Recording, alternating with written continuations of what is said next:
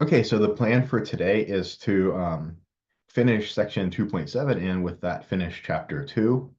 Uh, just a couple more problems in 2.7. And then start into chapter 3, looking at applications. So I don't know why my allergies just like start going haywire when I start talking at my computer. I don't know if I've trained myself to be allergic or what. But the quote of the day today, uh, by the Greek philosopher Epictetus, and roughly translated as conceit of knowledge gets in the way of learning. Not the most elegant way to phrase it in English, I suppose, but it's I think quite accurate. And a couple of thoughts with this. One thought is that our current era of humanity, I suppose, is pretty interesting. For the vast majority of the past history of humanity, the challenge with information was acquiring information. If you wanted to know something about the topic or whatever it may be, just getting hands on something somewhat reliable was quite difficult. You might have had to go to a library and look through a half a dozen books or consult a librarian who could point you to the right resource. Um, or, maybe ask your parent or uncle or something, or but getting even one perspective on a piece of information was quite difficult, most of the time. But today we actually have the opposite problem. In the last, especially 10 years or so, but maybe 20 or 30 years, we have the problem of, well, if I go to Google and I search for whatever it may be, I mean, if I search how to change a tire or something, and I'm probably going to get basically all the same perspective. But if I search for something that's you know, either controversial or not really super clear or has some nuance to it, I'm going to get a lot of different perspectives. I'm going to get an AI, thing at the top that says this is what, people tend to say about this. And I'm going to get, reliable, maybe reliable, seemingly reliable pages from, scientists or people with degrees, or maybe from .edu sites. I'm going to get some, blog posts from random people, or maybe some sites from organizations that kind of have a clear um, conflict of interest, right? So these days, it's more about curating information. We have too much information that comes in, and we have to decide this is the stuff that I want to trust, and this is the stuff I want to kind of push off to the side. And it turns out that's quite difficult to do. We're not very good at doing that. I think probably part of that is because most of human history we haven't had to do that, so we haven't gotten good at doing it. It hasn't been any kind of survival advantage up until now, and maybe not even now. Um, so then people will sometimes say, well, if you're not really familiar with the field, just trust the experts in the field. But that just kicks the can, though. How do you define expert? I think practically speaking, I'm actually debating with some people. Was debating with some people on Facebook last night. You know, how do we define the word scientist, for instance? I think practically speaking, we often call experts, or we often give the title expert to people who tend to say things that we agree with if it's important to us, right? Um, so how do we either curate information more accurately or take more care in defining expert to be, giving that a consistent definition across the board? Uh, or how do we just keep ourselves from being conceited in our knowledge, from saying, oh, I think I know everything, and therefore any new information that comes in that might challenge my understanding, I should just boot it out and ignore it because I know everything. That's contradictory. That can't be right. Um, from what I've seen, I think basically the number one way, and perhaps maybe the only way we found to address these issues that are becoming more and more challenging and more important today, and also I think leading to more and more siloing of our society, uh, is to be curious, to have just general curiosity. Instead of saying, this is really important that I'm right here. Say, I wonder what other people think about this, or I wonder what the other perspectives are on this. I wonder what the other points of view are. Even if you still think you're right at the end, you'll at least appreciate their points of view a little better, perhaps, and maybe understand better how to argue against them, or, at the very least, understand their humanity and their perspective a little better. So, that might be a path forward. So that's the thought for today. Uh, you know, Thoughts from ancient Greek philosophers, still relevant 2,500 years later. We're not reinventing the wheel here, even though we feel like we're so much further along than they were.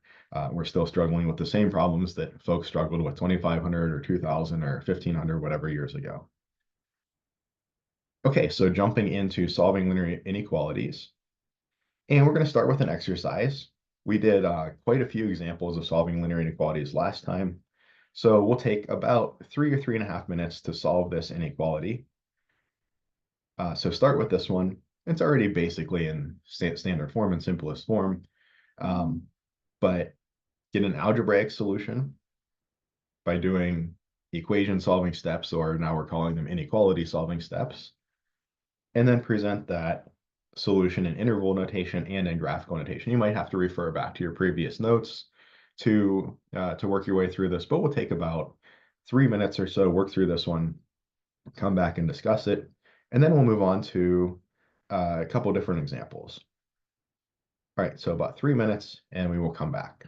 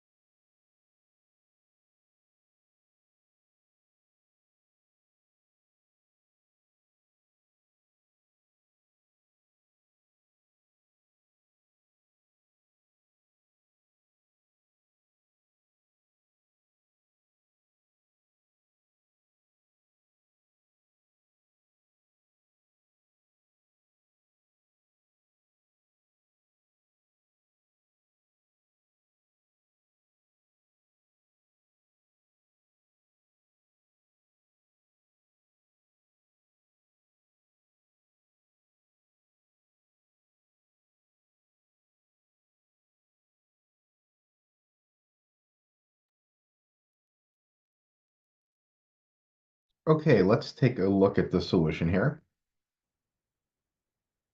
So we have 4 minus 5x greater than 3x plus 1.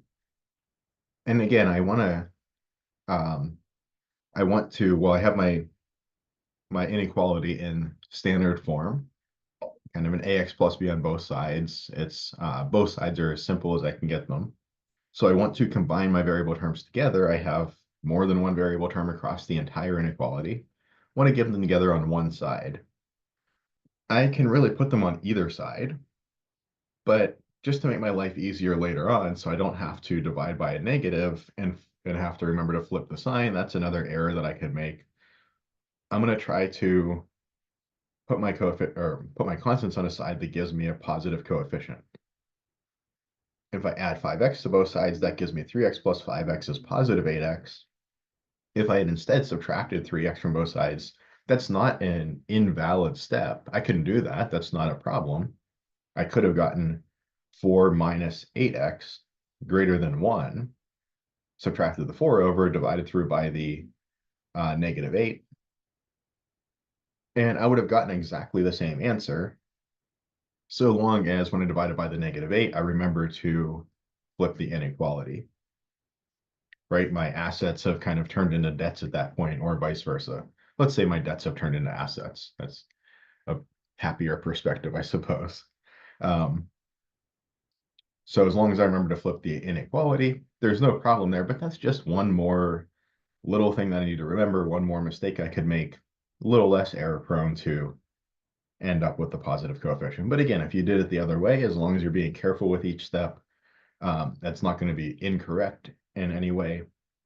Just trying to minimize the number of places I can make an error. And I know that anytime that I have a negative sign floating around, it's easy to drop the negative just to forget to write it down from one line to the next if it's in the front, and it's definitely easy to forget to flip the inequality.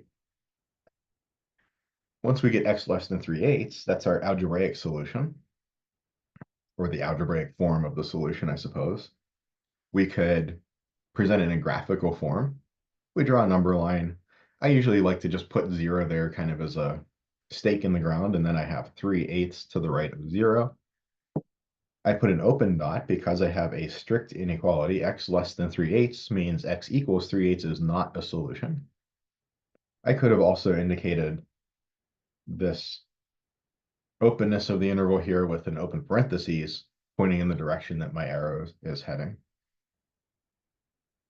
And then x less than 3/8, so numbers less than 3/8 like 0 or -5 would be solutions, but a number like, positive 10 over here would not be a solution. So I want my arrow pointing to the left. As a side note, um, I have heard some people say, oh, point the arrow in the direction of the inequality. I don't think that's a safe way to do it because I could have written this inequality. It would be just as valid for me to write 3/8 bigger than x. And then I might be tempted, this is exactly the same inequality, exactly the same thing that I'm graphing here, but I might be tempted to make my arrow point to the right because my x is kind of on the like wrong side. So I wouldn't recommend associating like the direction the inequality is pointing with the direction the arrow goes or something like that. I think the best way to do it is to kind of think through what are some numbers that I could plug in and would they satisfy it or not. I see the ones to the left of 3/8 would satisfy x less than 3/8, the inequality, but to the right would not. Okay. And then in interval notation, I know that pointing off to the left means I'm heading towards negative infinity.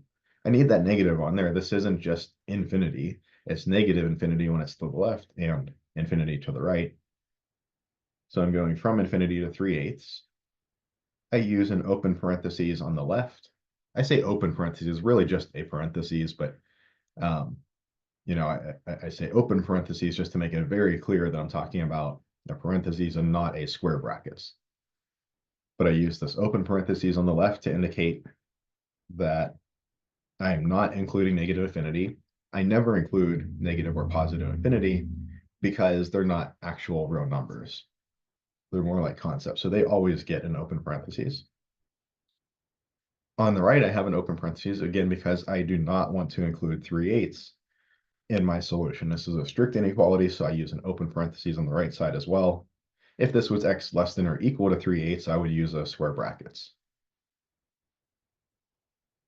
If you divide by -8, if you did that, you would, if you had gone that route, if you had gone the route of subtracting 3x here, you'd get -8x on the left side, but then you would have had to move the 4 to the right side. So you'd have subtract 4, and you'd have got -8x bigger than, let me write it over here.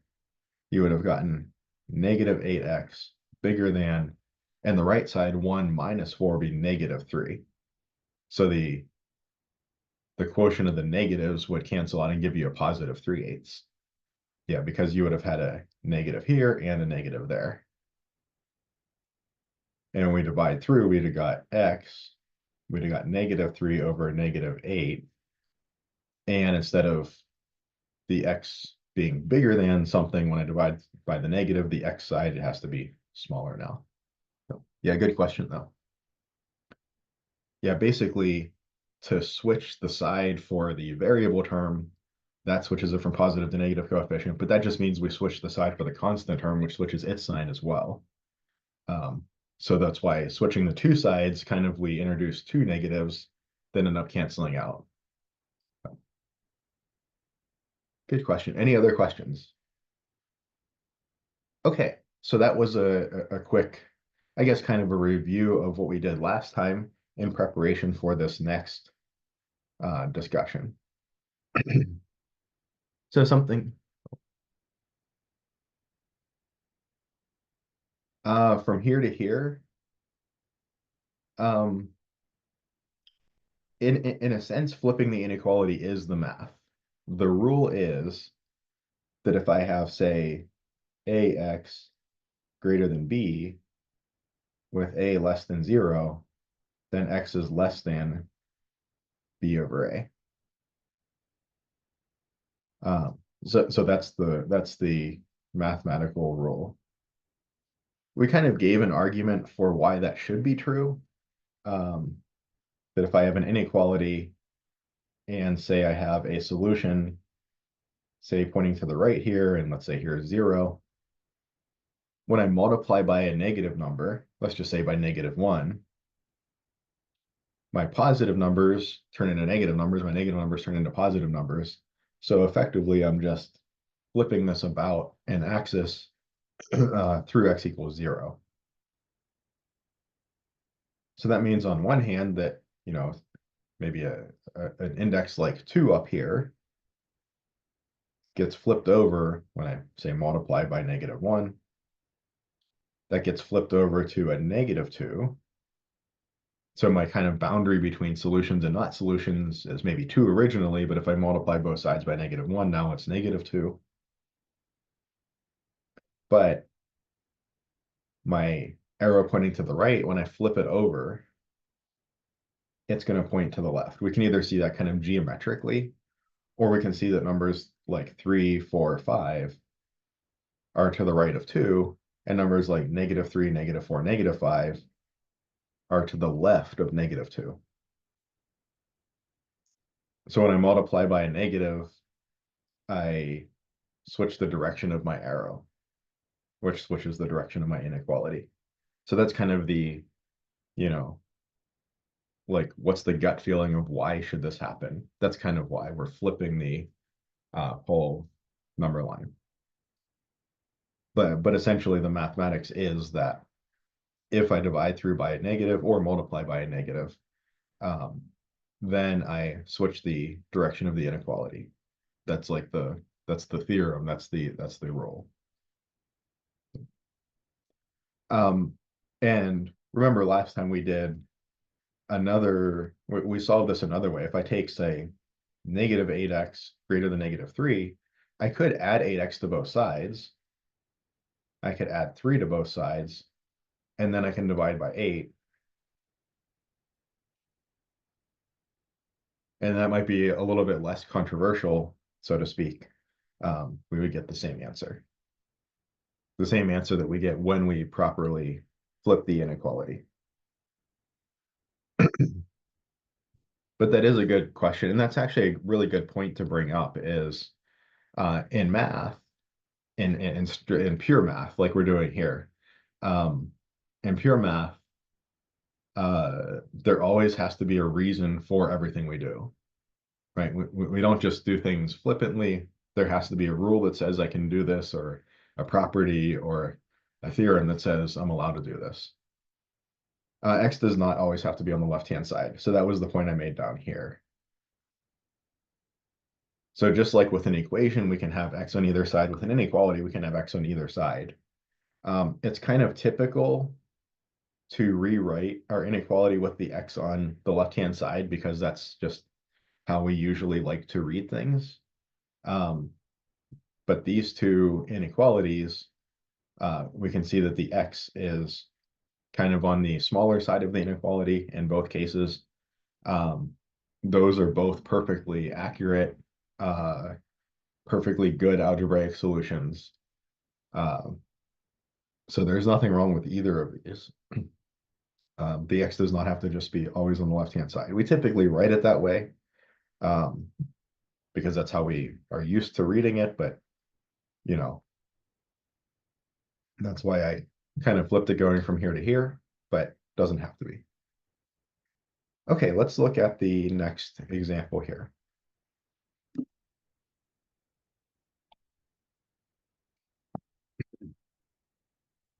All right, let's consider this inequality.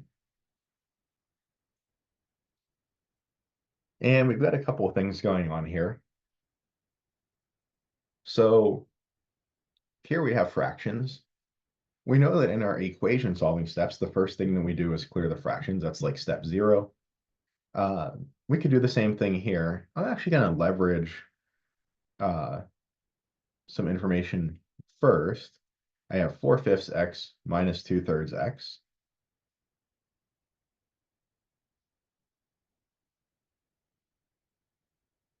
And then minus 2/3 times 3 is minus 2. When I distribute, that works pretty nicely. Greater than or equal to. And then on the right-hand side, when I distribute, 2/15 x plus, and 150 over 15 turns out to just be 10. So I could clear fractions first, but then I'm kind of stuck with this 150 floating around. I could also just work with my fractions. So maybe as an exercise, try to redo this problem by clearing fractions first. But we'll just kind of continue forward with this strategy. Now, what's 4/5 minus 2/3?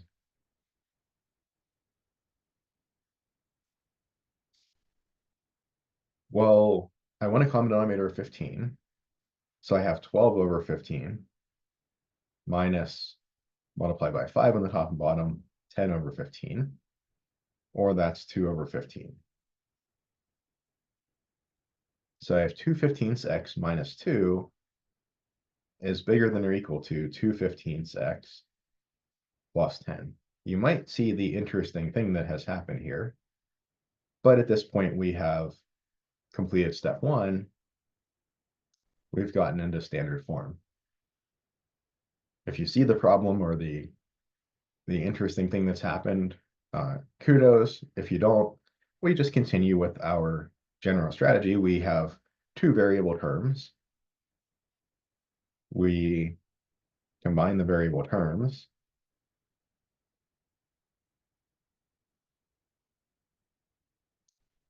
And whichever way I decide to combine them, I have to subtract 2/15 x off of both sides. When I subtract it off the left side, I'm just left with -2, bigger than or equal to. When I subtract it off the right side, all my x's go away as well. Remember the point of our, let's call them inequality solving steps right now. We have this inequality. There are some values of x, well, in theory, let's say, there are some values of x that I substitute in here and provide me with a valid inequality that is a true statement. Maybe I end up with like 3 is bigger than or equal to 2 for maybe some values of x, hypothetically. And there are other values of x, again, hypothetically, that if I substitute in here, give me an inequality that's not true, that tell me that, -5 is bigger than or equal to +7. That's not true. So there are some values of x that represent solutions, some that don't. And the purpose of my algebraic techniques and my inequality solving steps and so on is that I do an operation, I end up with a slightly different looking inequality that has the exact same solutions. I do another operation, I end up with a different looking inequality that has exactly the same solutions. These red inequalities all have exactly the same solution. They all have exactly the same value of x or values of x that I can plug in to get a correct statement. I did an equation solving step here. It's a valid step. I can subtract 2/15 from both sides. There's nothing wrong with that. I didn't do anything illegal.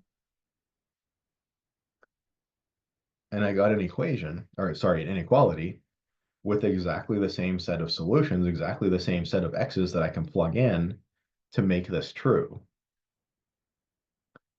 So if I decide that I want to pick x to be 3 or -5 or pi/2, if I plug it in here, that'll be either a true or a false inequality. The same here, and same here. But if I pick x equals pi/2, for that choice of x, is it ever true that -2 is bigger or equal to 10? If I pick x equals 3, is it ever true that -2 is bigger or equal to 10? If I pick x equals -20, is it ever true that -2 is bigger or equal to 10? No.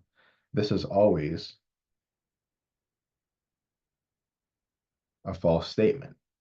-2 is never bigger than or equal to 10. -2 is strictly less than 10. There are no solutions. There are no values of x that if I plug them in to this inequality, -2 bigger than or equal to 10, would yield a true statement. There's not even any x's in there to change anything. But that means that there's no value of x that makes this or the original inequality true. This is a contradiction. It's impossible to find an x where 4/5 x minus 2/3 parentheses x plus 3 is bigger than or equal to 1/15 parentheses 2x plus 150. There are no solutions. So making the statement something like no solutions or contradiction, this would kind of be like our algebraic representation, maybe in a way. Our graphical representation would just be an empty set. I think in WebAssign, there's like a little button to say no solutions, and it'll like write no solutions over top of it so that it's kind of clear that you're actually indicating that there are no solutions and you didn't just like forget to write something on the graph or something. But if we wanted to indicate an empty set, graphically, we would just write a number line with no solutions indicated. If we wanted to write an interval, so an interval like, -infinity to 3 or something like that, we would use this kind of strange symbol. I don't think the book really talks about this, but we would use this thing. It looks a little bit like a 0. It's kind of like a circle with a diagonal slash through it. And it's called the empty set.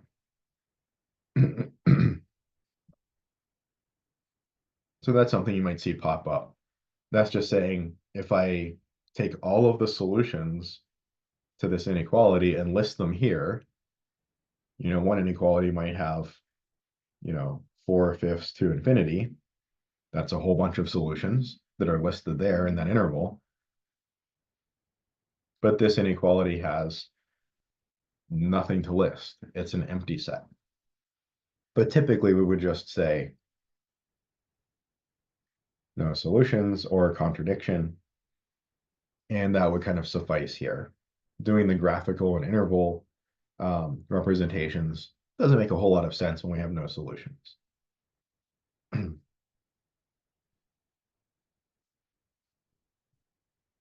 Okay, so take maybe about 4 minutes for this one.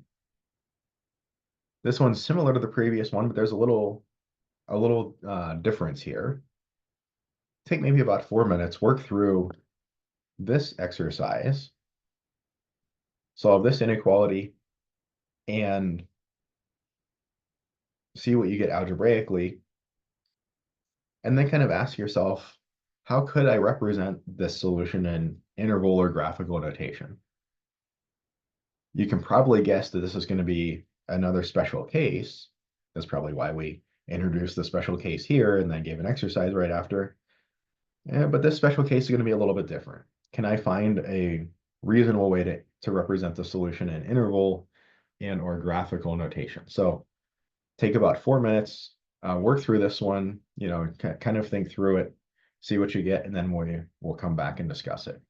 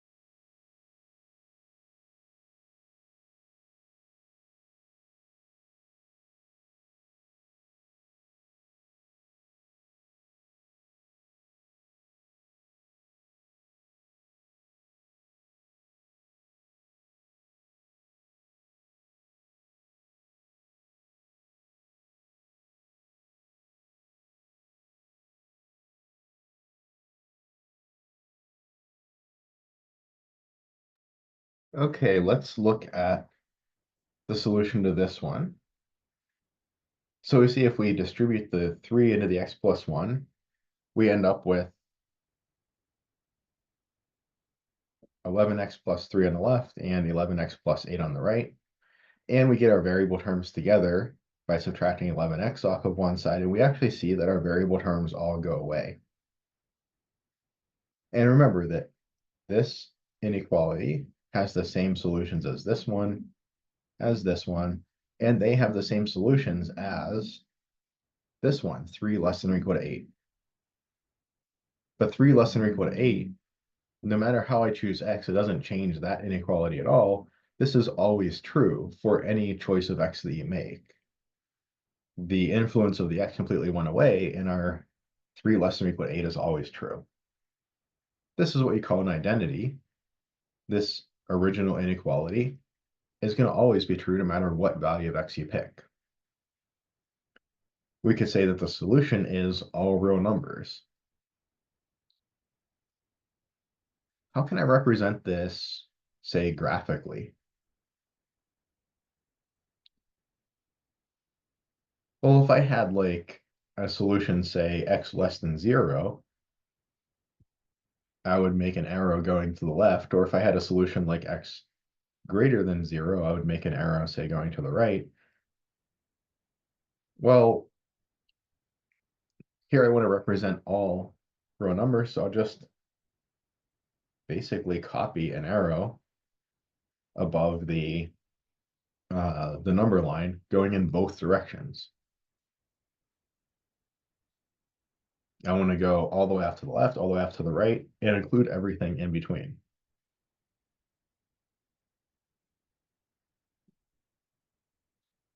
Again, I think WebAssign has maybe a special case or something that's like, where you can either enter a double-sided arrow like this, or where it's like all real numbers or something like that. So depending on the problem type, there's a little bit of a special case here in WebAssign, but this is how we could represent it graphically.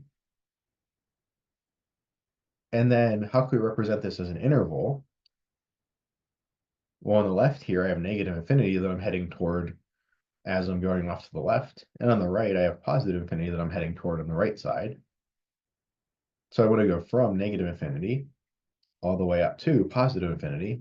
And of course, both of those are infinities. I don't include them. They get an open parentheses on both sides.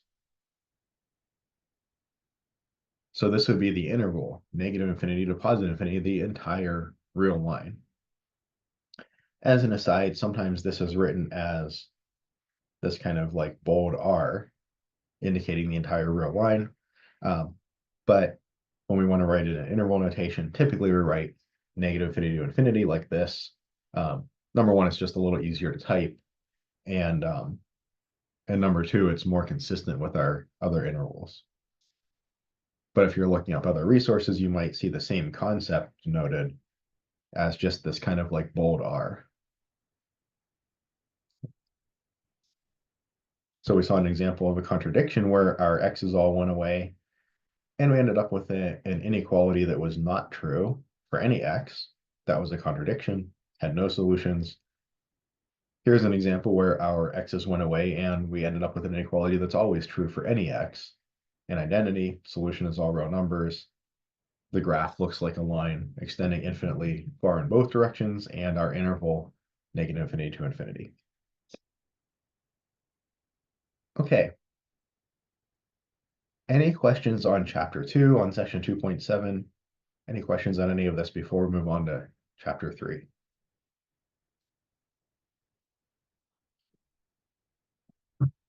All right, so moving on to chapter 3, starting into some discussion of applications.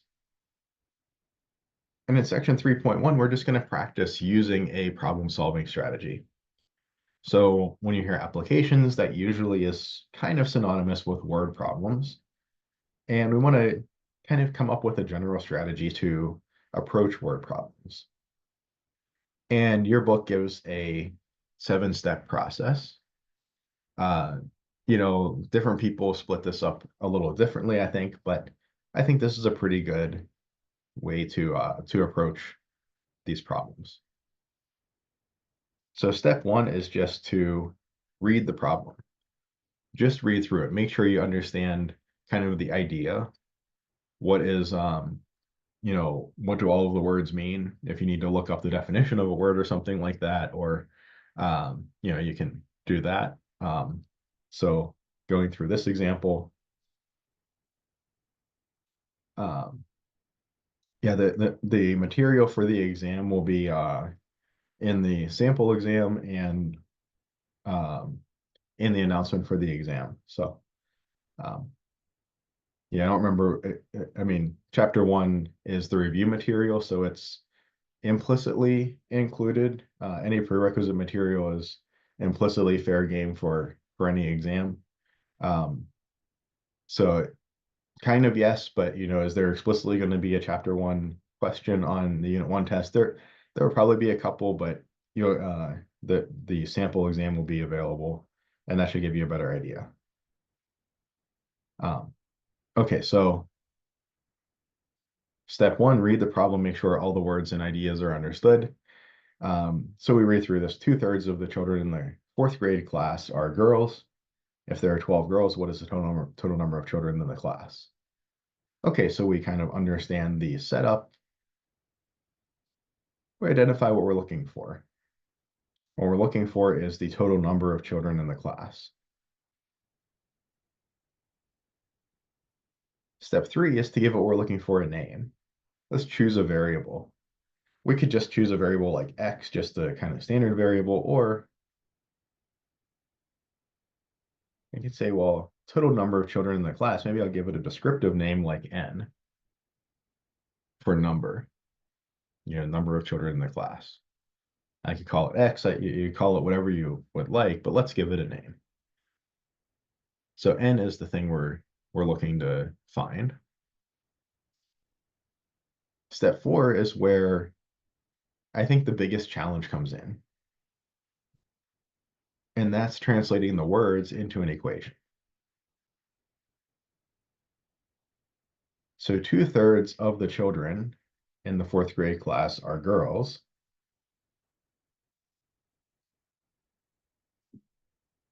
So this children, well, the children in the 4th grade class, that's referring to the total number of children in the class, right? That's the same set of children as down here. That is also n.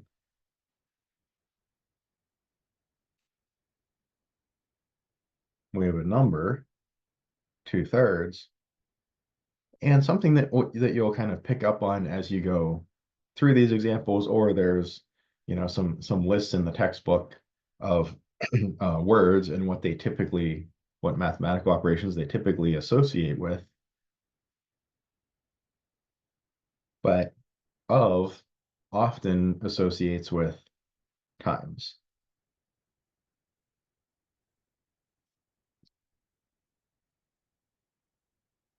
So of often means times. So 2/3 of the children are girls, and there are 12 girls. Words like is or are show that two things are the same. If I take the number that is 2/3 of all the children in class, and I take the number that is the number of girls in class, those are the same thing. One is the other. So is or are often corresponds with equals. And I see that there are 12 girls.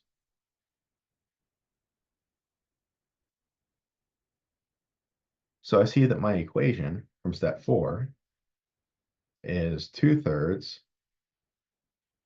of n, 2/3 n, equals 12.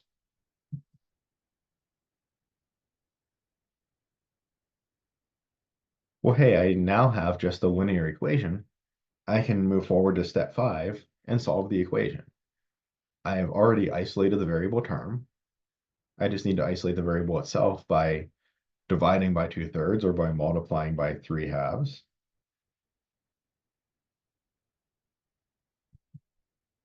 So I get n equals 12 times 3/2, or n equals 18. And then I want to check, does this make sense?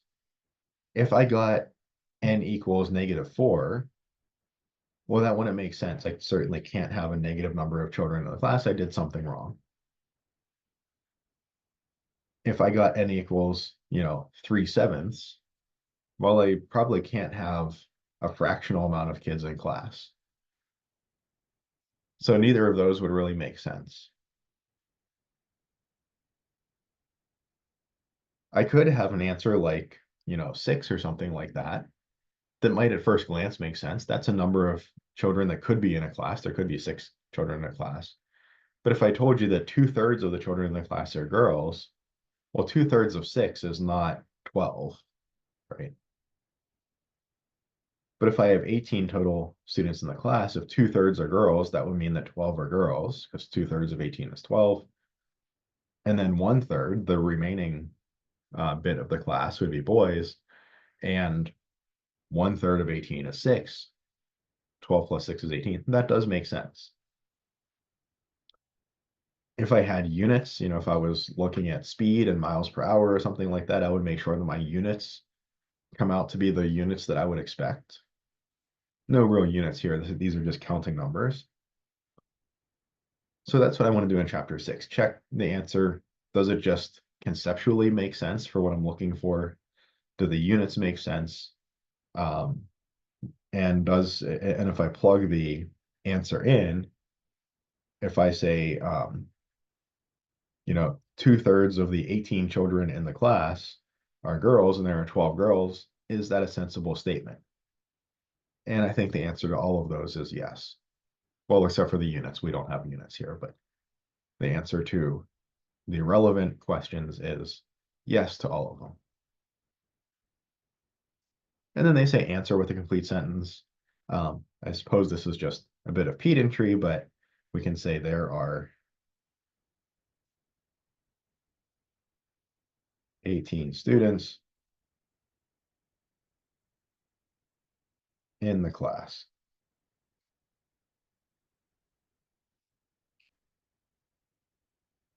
Or answer with a complete sentence and make it grammatically correct.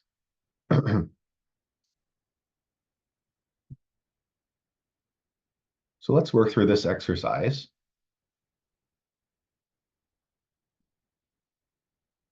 And I'm going to copy down our little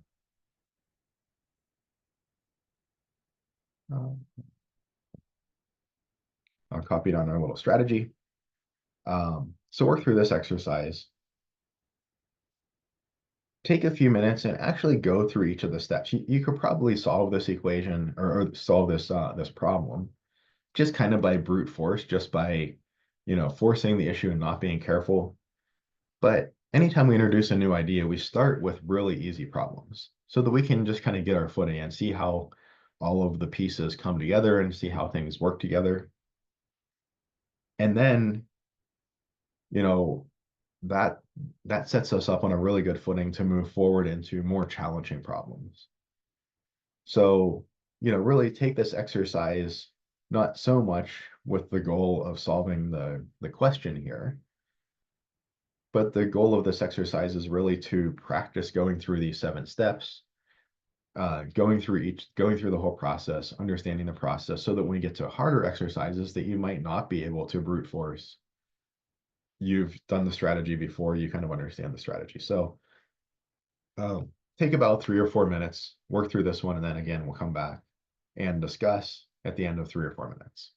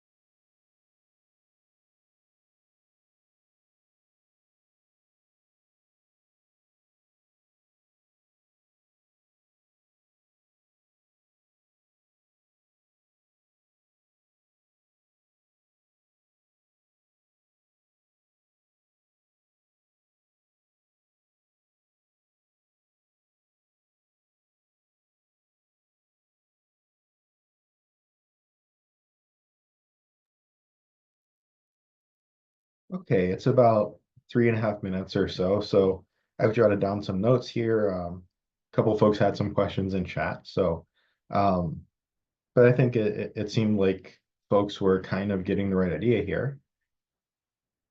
We see our first sentence here, 1/4 of the candies in a bag are red. And this is a pretty similar structure to our previous one with the number of students in the class.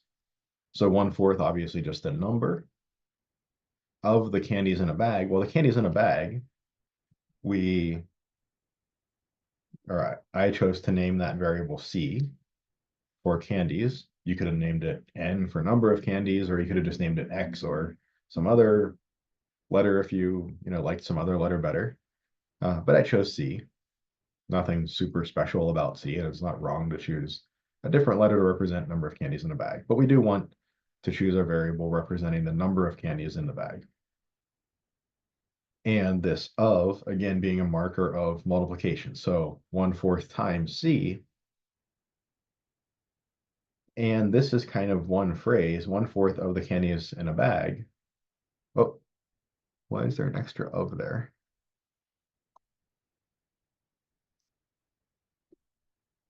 Yeah, had an extra of there as a typo. 1/4 of the candies in a bag. That's a phrase. That's kind of like an expression. 1/4 of the candies in a bag. That doesn't make any claim. That just sets a context. But then saying are red makes a claim that this phrase is the same as the number of red candies in a bag, which we equate with 17 from the next sentence. There are 17 red candies. How many candies are in the bag? So equating, or this word are or is or something like that, says these two things are the same. That's equals. And then the number of red candies is the number 17. So we have 1/4 C equals 17.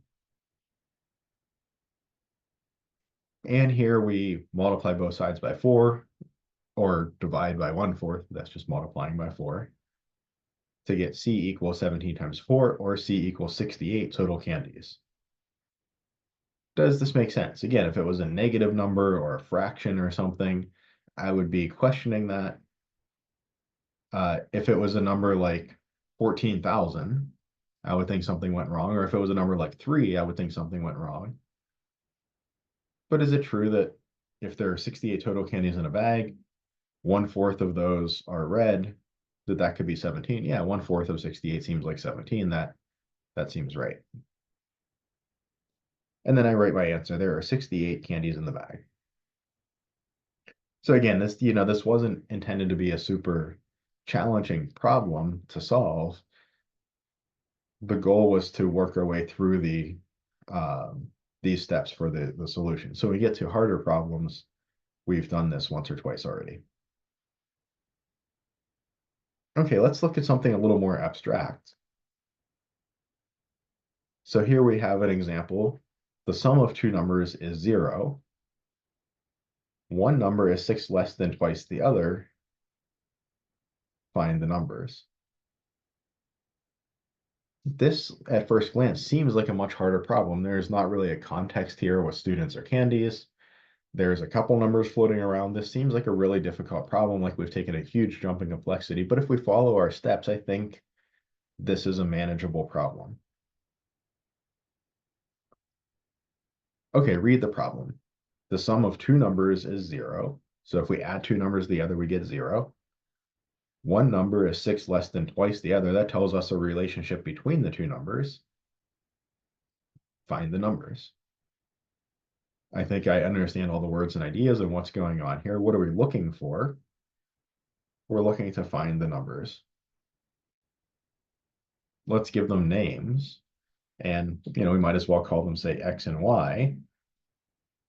If you wanted to call your numbers A and B or whatever, but we give them names. We know there are two numbers. So we have two different names for the two different numbers. We call them X and Y for this example. So we chose a variable, or in this case, variables, to represent the quantity or quantities. And now we have the work of translating into an equation. The sum of two numbers. Now here's a case where of doesn't really mean times. It's just acting in its grammatical sense. The sum is telling us the operation. What are we adding together? Two numbers. So the of two numbers is just simply a prepositional phrase here. But I want to add together my two numbers. So this phrase, the sum of two numbers, I would interpret as x plus y is, am I equating one phrase to another? This is 0 is just 0. So I have two things, x plus y and 0, and I'm saying they're the same thing. So yes, this is indeed corresponding to an equal sign. So on one hand, I have x plus y equals 0. But then I also have a second sentence with some more information. One number is 6 less than twice the other. So again, I have two phrases connected by is. I'm saying that one phrase and the other phrase represent the same quantity. What do I pick for the one number versus the other number? It doesn't really matter. If we end up with, say, x equals 3 and y equals 4, or if we end up with x equals 4 and y equals 3, remember, we introduced x and y. Just saying find the numbers are just 3 and 4. It doesn't matter which one we're calling x and which one we're calling y. So one number, I'll just pick x to represent this number. Again, it doesn't really matter. Is equals 6 less than twice the other. Well, twice the other number is 2y. And if I have some amount, if I have 6 less than that, then I subtract off 6. So 6 less than, the less than corresponds to the operation minus, but I have to be really careful when I'm subtracting. Order matters. A minus B is not the same as B minus A. So 6 less than some amount means take that amount, subtract 6. So I need to do 2y minus 6. It's not 6 minus 2y here. But I have that x equals 2y minus 6. And there's kind of two approaches I can take here.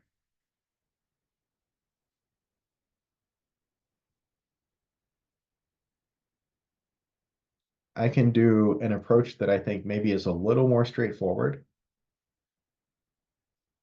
I see that my blue equation here is solved for x. I have x equals some stuff. Let me take the black equation and solve it for x. Remember, we can solve an equation for a variable. We've had some practice with that before. We can do that by, say, subtracting y from both sides to get x equals negative y.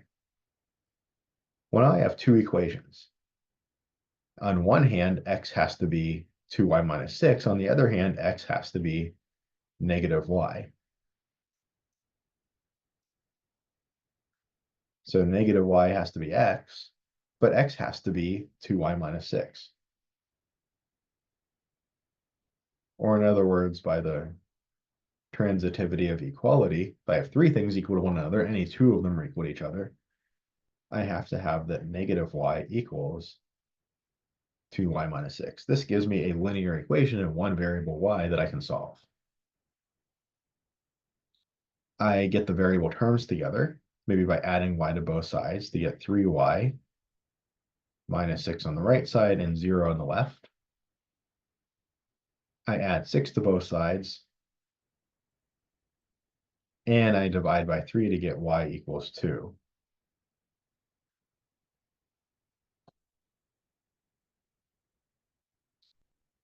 And now what do I do with this? I need to figure out what x is as well. But x equals negative y.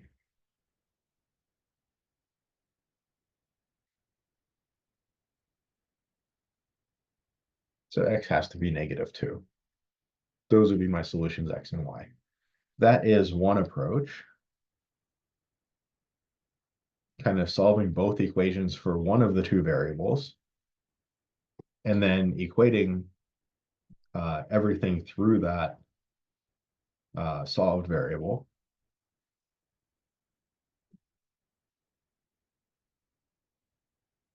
I could also take another approach. I could say, well, if x is the same thing as 2y minus 6, so this would be a second approach. If x is the same thing as 2y minus 6, then x plus y equals 0. I could replace this x with simply 2y minus 6.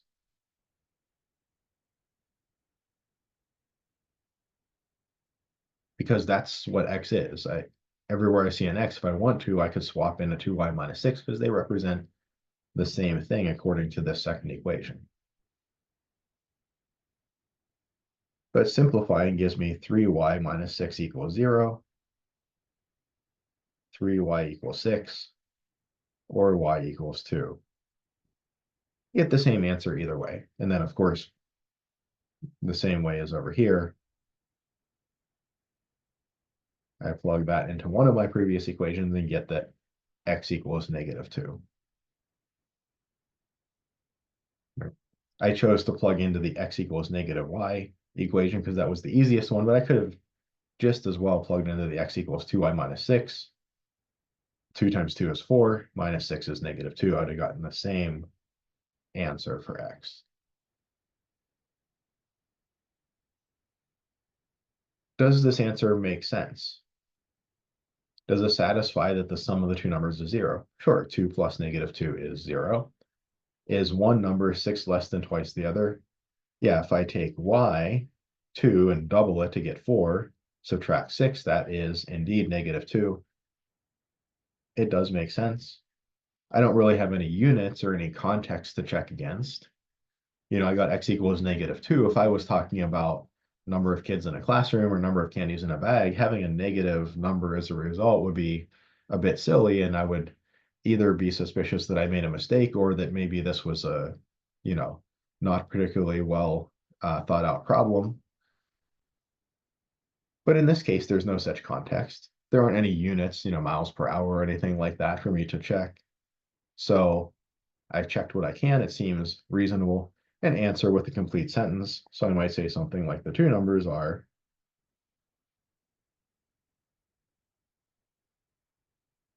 Now keep in mind, kind of we invented x and y, right? X and y weren't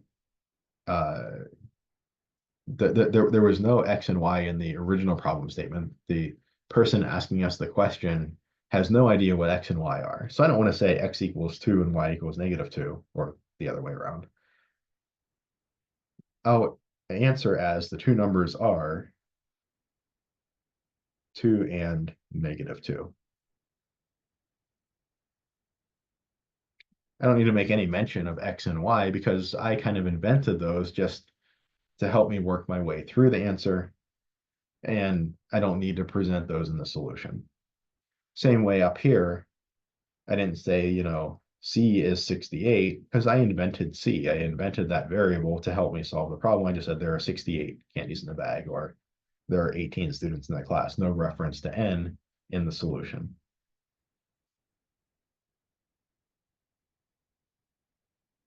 Okay, I'll copy this down again, just so you have it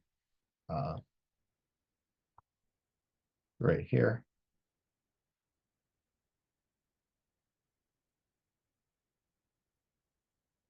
So let's take another maybe about 4 minutes for this one. This one is fairly similar to the previous one. But again, don't just copy the steps from the previous one and change the numbers. Work through it on your own. Go through each of the 7 steps, approach it as if it was the first time you were seeing an exercise like this, and try to work through and get the answer. So try to kind of work through things independently of the previous example. And then as usual, after about 30 or 45 seconds, I'll kind of start jotting down some ideas. So if you get stuck somewhere, that might help, might help you over a challenging part and be able to complete the rest of it. Or of course, you can always refer back to the previous one for a little bit of inspiration. But again, try not to just copy the steps from the previous one and change the numbers. Really think through it, go through the different steps, apply them to this exercise, and work through it kind of from first principles as much as you can. Okay, so we'll come back in about 4 minutes.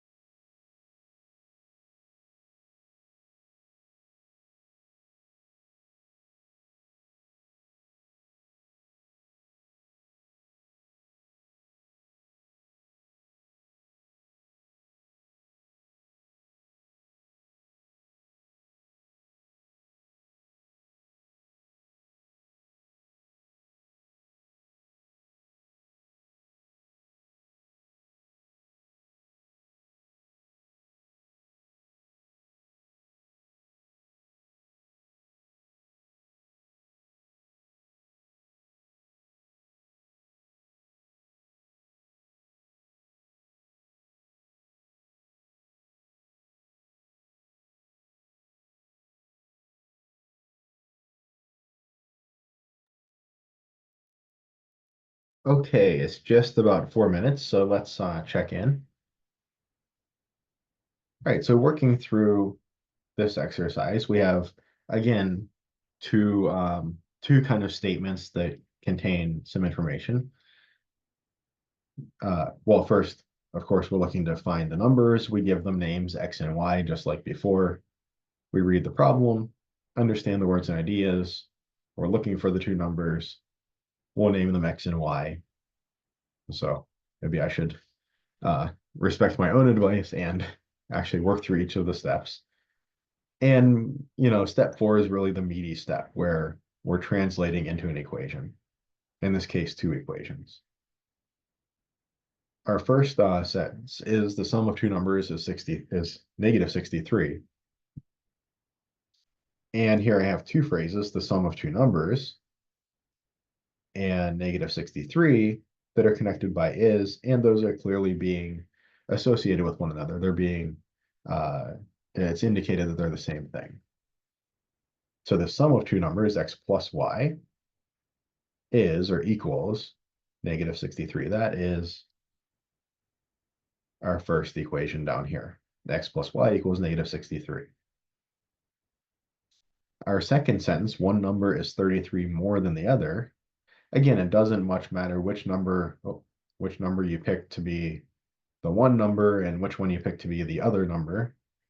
We invented x and y, so it's not, it's not like x has to be the first number and y is the other number. We can pick them whichever way we want, but I'll choose x to be the one number that is or equals 33 more than the other. So the other number would be y, and 33 more than that is y plus 33. So x equals y plus 33 is the other equation. Little side note, if we have one equation and one unknown, we can usually solve that.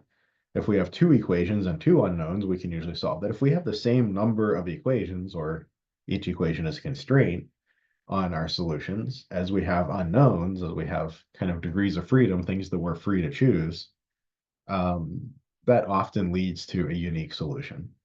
Just a little side note, kind of a more theoretical idea. But we do have two equations and two unknowns here. We want to get down to one equation, so we can use our basic equation solving strategy. And I chose to do that by solving this first equation for x to get x equals negative y minus 63. And then I noted that I have x equals up here, x equals down here. If y plus 33 is the same thing as x, and also negative y minus 63 is the same thing as x, those two have to be the same as one another. So it has to be true that y plus 33 and negative y minus 63 are the same thing because they are both equal to x. But now I have y plus 33 equals negative y minus 63. I have just a regular old linear equation in one variable that nicely enough is already even in standard form. I see that I have two variable terms across the entire equation, so I want to get them together. I choose to add y to both sides to get 2y plus 33 equals negative 63. Negative 63. I want to isolate my variable term, get the 2y by itself by subtracting 33 from both sides, get 2y equals negative 96. And then I want to divide by 2 on both sides to isolate the variable itself to get y equals negative 96 over 2, or negative 48. At this point, I found one of my numbers, one of them, y is negative 48. I need to find the other, what is x? I could plug y equals negative 48 into either of these equations and get x pretty easily. I chose to use the second one, x equals y plus 33. If y is negative 48, x is then going to be negative 48 plus 33, or negative 15. And then I'll check my answer, make sure it makes sense. I won't go through the details. We can check and make sure it makes sense with the original problem statement and answer in a complete sentence. So I'd say the two numbers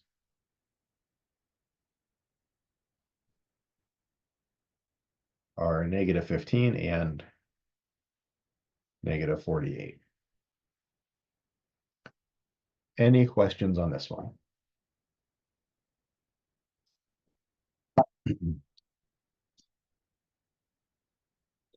Okay, let's move on to section 3.2 then.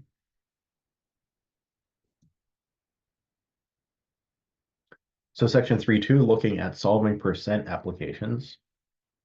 And kind of roughly speaking, we have three types of percent applications. Questions like what percent of A is B? Questions like what number is P% of A? And questions like the number A is P% of what number? Let's take a look at these.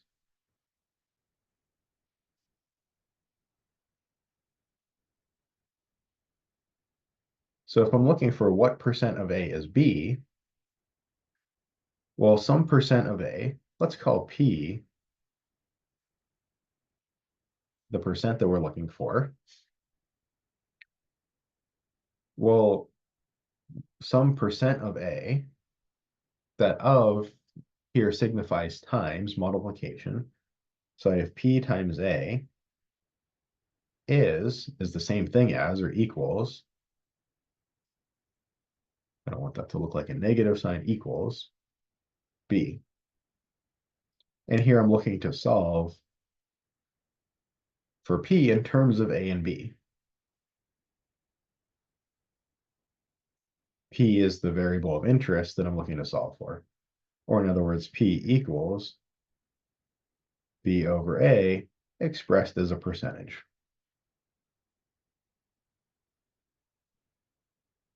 What number is P% of A? What number is equals P% of A. Well, here I have P times A. I mean, if we said 12%, if we were saying P equals 12, I would want to do, 12 over 100. So I probably want P over 100 here. But structurally, it feels like P times A. And then what number? Let's call this one B. B equals P times A, or really P over 100 times A.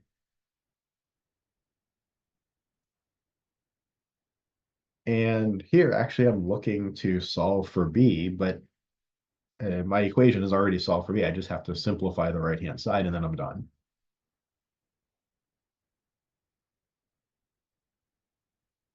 Or I could say that the number A is P%, let's call this P over 100, of what number? Of, let's say, B.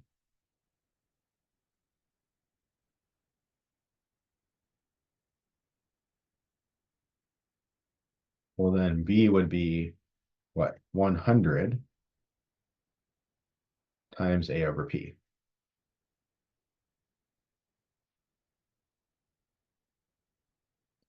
So these are really our three types of percent applications. We have P, some kind of percent, times A equals B, and we could be looking to solve for this one, or that one. Those are the three things that we could be interested in solving for. The number multiplying the percent, the number on the other side of the equal sign, or the percent itself. So let's look at a couple examples here. What number is 7.5% of $330?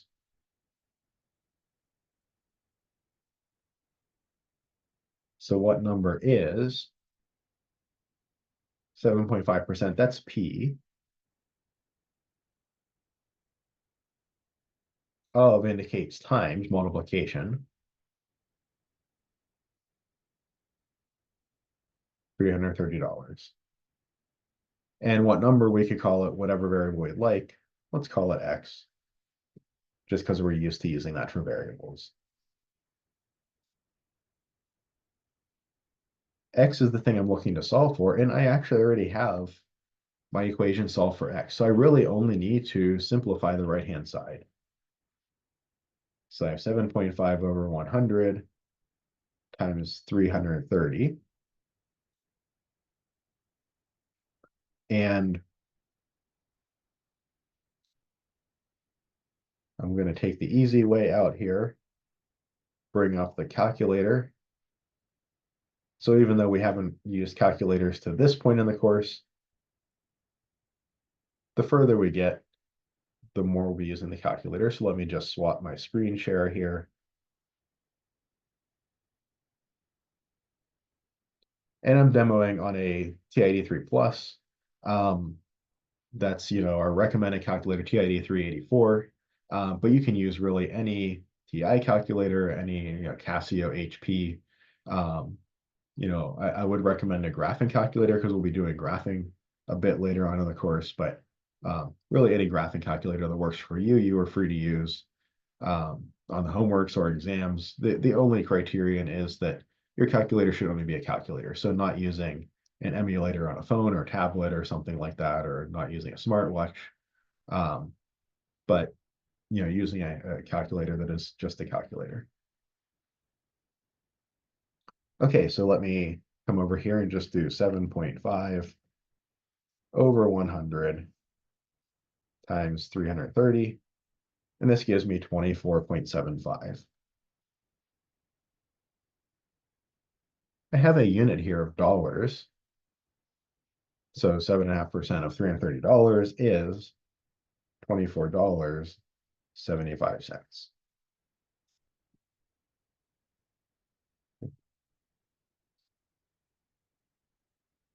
Does it make sense that $24.75 is 7.5% of $330? Well, 7.5% is a bit less than 10%, and I can see pretty easily that 10% of 330 is $33.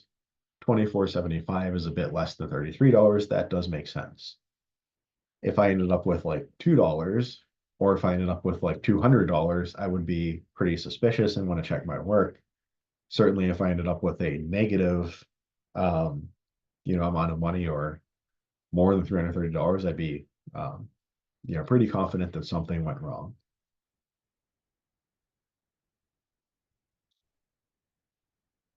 Okay, so the next one, 47, is 20% of what number? So here I have my equal sign. It's relating two phrases. On one hand, 47 is the same thing as 20% of some number. Let's call this number X.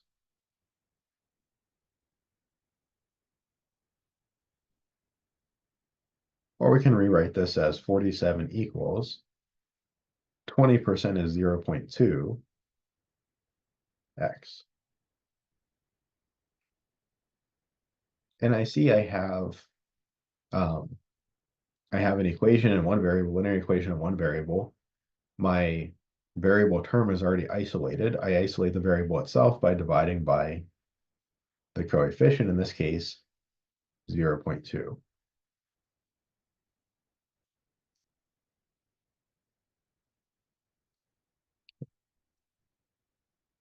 And I'll come over to my calculator.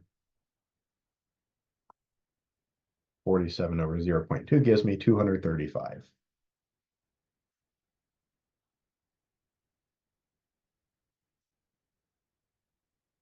Is it true that 47 is 20% of 235? Well, what's 10% of 235? That would be 23.5. And then double that to make 20%. Yeah, that is 47. So this does check out. Right.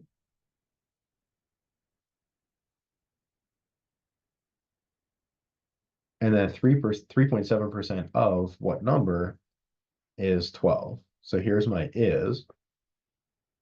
I'm saying that this phrase is the same thing as that phrase. So something equals 12. 3.7% of what number? Let's again just call that X.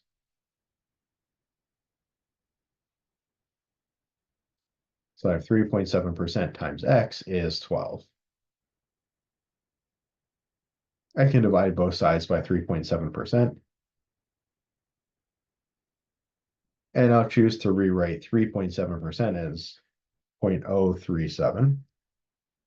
move the decimal point 2 to the left and get rid of the percent sign. And I can do something similar over here on my calculator. 12 over 0.037. And I see that that gives me a result that's not too nice. So I have a choice here. I could either represent this approximately, maybe 324.3, or in WebAssign, or if we have the opportunity to, we would like to give an exact answer. So what can I do on the right-hand side? I can move my decimal point 1, 2, 3 to the right. On the bottom, and 3 to the right on the top. So 12,000 divided by 37. And 37, I don't think goes into 12,000 nicely. 37 is prime, and pretty clearly 12,000 does not, 12,000 over 37 does not turn out to be a nice number, as we saw in the calculator. So we could leave it in that form.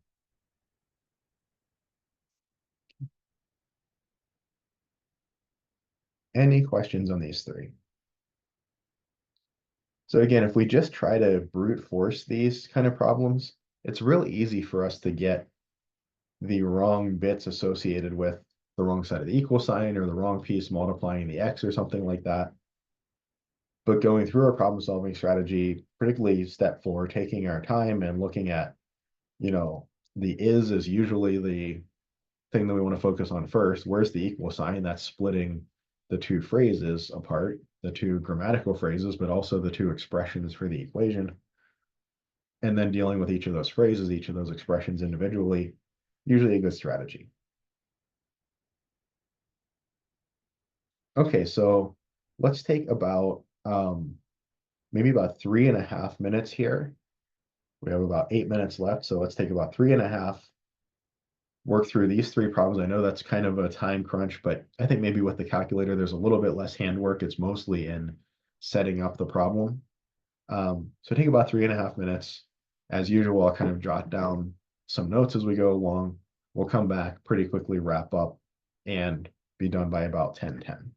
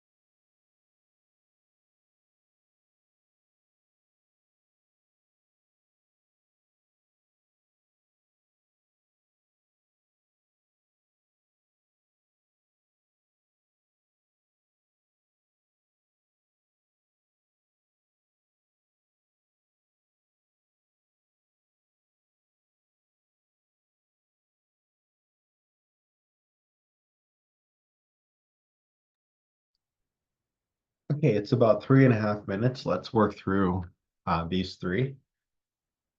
So first exercise, what number is 23% of 112? So again, we see the is connecting the two phrases. So that's going to be our equals. What number? We'll give that a name. We'll call it x. 23% of 112, that of means times here. So 23% times 112. And we can ask our calculator for a little assistance here, and that gives me 25.76 for x. We didn't have to do any equation solving steps here. The equation was already solved for x nicely enough.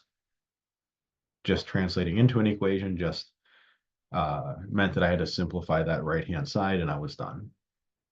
Second exercise, 32 is equals 25% of what number? So that equals, that is, splits one phrase apart from the other. So 32 equals 25% of what number? That's 25% x, or 0.25 times x. Or we could think of that as 1/4 x, if we wanted to think of 0.25, the decimal, as a fraction. Right, so if I have 1/4 x